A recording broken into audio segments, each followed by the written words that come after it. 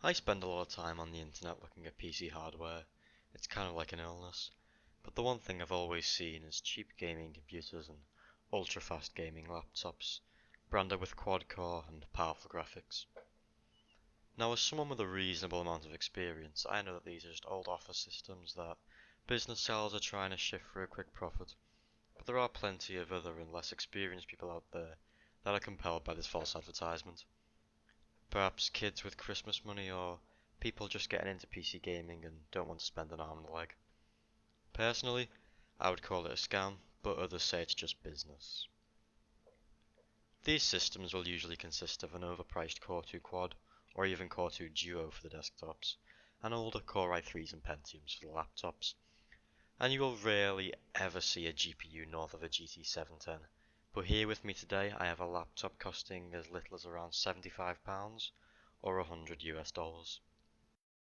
So here we have it, the HP Compaq 15-H000NA, an entry-level device released sometime in 2014 as a basic system intended for web browsing and word processing, with absolutely no consideration whatsoever for its performance in games.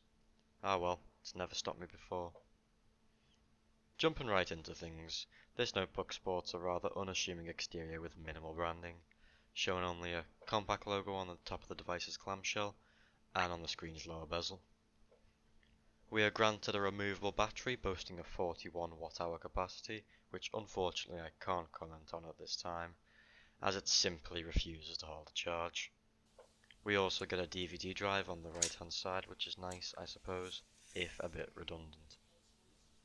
Moving a bit deeper, we find a 15.6-inch 1366 by 768 60Hz display, which is crisp enough at standard viewing angles and looks alright if a bit flat, but stray even a few degrees away and things will quickly become rather unpleasant.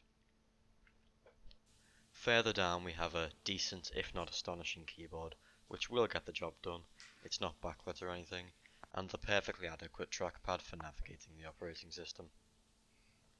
Further down the rabbit hole we find the pinnacle of gaming performance, the almighty AMD E1 6010, with 2 cores, 2 threads, and an almighty clock speed of 1.4 GHz.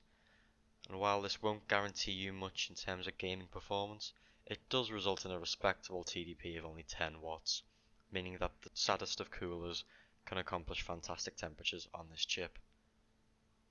For graphics, we're rocking the Mullins-based Radeon R2 graphics integrated into the CPU, running at a clock speed of 351 MHz, according to GPU-Z, with a memory clock of 667 MHz.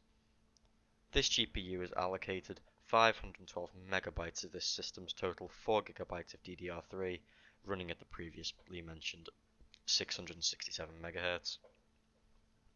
And to conclude this little run through of the system's specs, I must mention this laptop's 500GB 5400 RPM hard drive, which provides speeds comparable to asking a baby that has barely mastered crawling to run a marathon.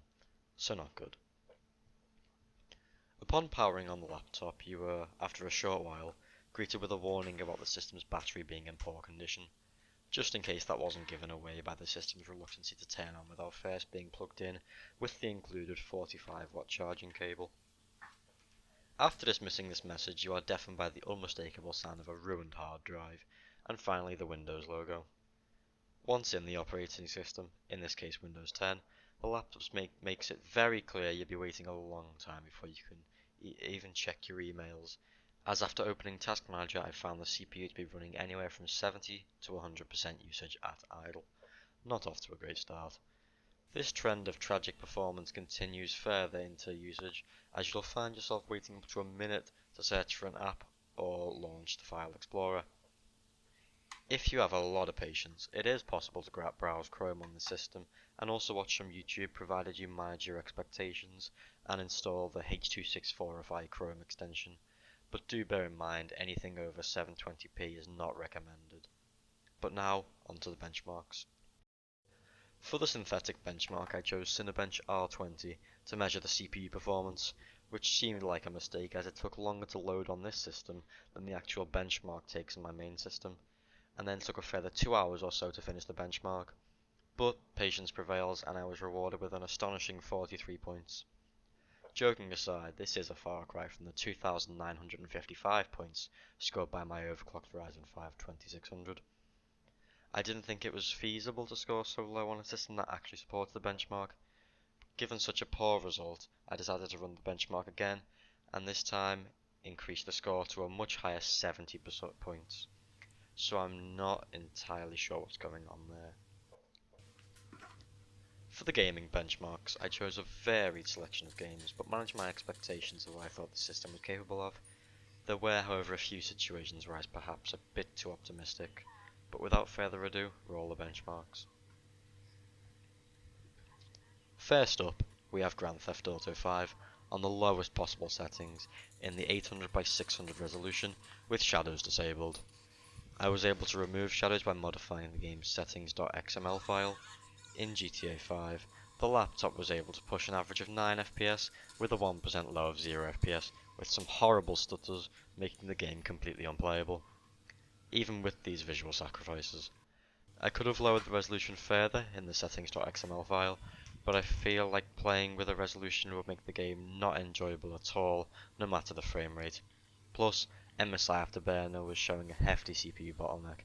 No surprises here, you can't play GTA 5 on a system like this. Now please, I have a headache. Sticking with the franchise, we have GTA San Andreas. Being much older than GTA 5, it's a bit easier to run, and may prove to be the system's saving grace. Running at 720p, very high settings with no anti-aliasing and medium draw distance, this game managed a respectable 31 FPS with a 1% low of 17, resulting in a perfectly enjoyable experience when driving around the map at varying speeds, with a few explosions and police chases thrown in for good measure. But I think this game is happiest when bumping the settings down to medium for a boost up to a 34 FPS average and 1% low of 18.